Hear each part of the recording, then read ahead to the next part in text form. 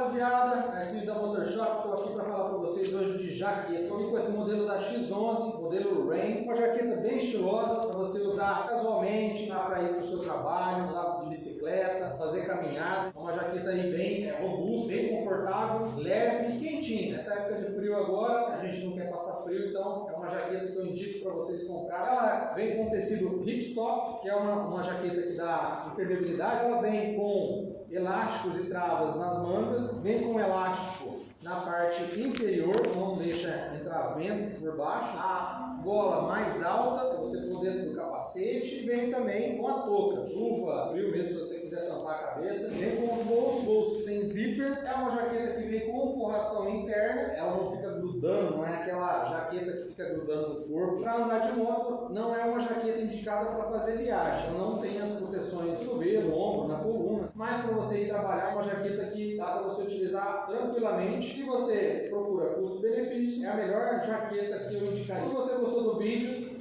curte aí, se inscreva no nosso canal, que a gente vai levar mais informações para você sobre acessórios e vestuários aí para utilizar na sua moto, beleza? Se gostar da jaqueta, faz seu pedido aí, o link está na descrição, você vai receber na sua casa rapidinho. Valeu, muito obrigado!